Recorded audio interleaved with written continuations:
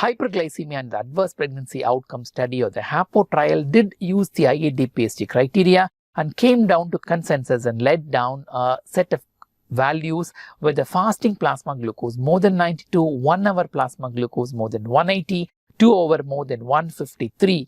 Any one of these three values are abnormal, then you would probably call that particular lady as a diabetic.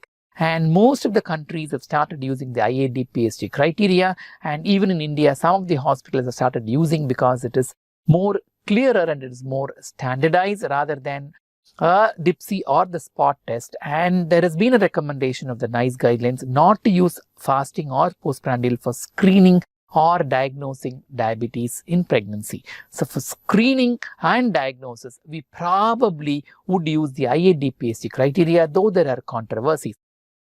But at the present scenario, the question is, should we screen or not, was some time back. But today we are very clear that please screen women for diabetes. What method would you use is the next question.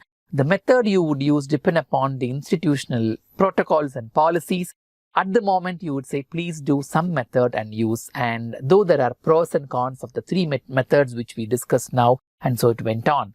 The NICE guidelines say, do not use fasting plasma glucose, random glucose, HbA1c, glucose challenge test or urine analysis for glucose to assess the risk of developing diabetes mellitus, and use the 2-hour oral glucose tolerance test to test for gestational diabetes in women with the risk factors, and a 75-gram 2-hour OGTT as soon as possible after the booking visit, whenever they come to you. Even if they come in the first trimester, do an OGTT, and that is the recommendation of the NICE guidelines.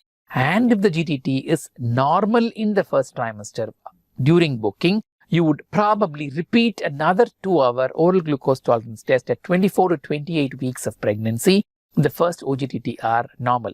Let's take a small stop there and assess the last statement of the slide a little more.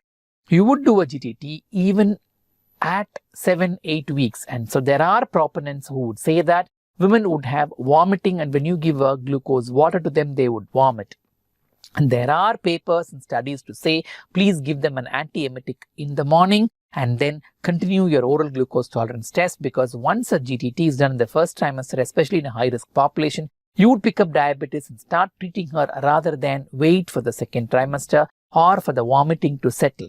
So vomiting should not be a hindrance point to do a OGTT. So straight away go ahead and do an OGTT at 6, 7, 8, 9, whatever weeks of pregnancy she comes to you for booking. And if that is abnormal, then treat her as a diabetic. And how do we go about? We will see later. Whereas if the OGTT is normal at the booking investigation, wait for 24 weeks of gestation and repeat the same OGTT at 24 to 28 weeks. For the very simple reason, the entire hormonal milieu of the patient changes at 24 weeks of pregnancy, because the placenta is a very well-established organ at that point of time, and placenta will start secreting cortisol, will start secreting insulinase, which will blunt the action of insulin, and the cortisol will increase the hyperglycemia. And so all the changes will happen at that point of time, and the vomiting has stopped at that point of time. The intake is very good.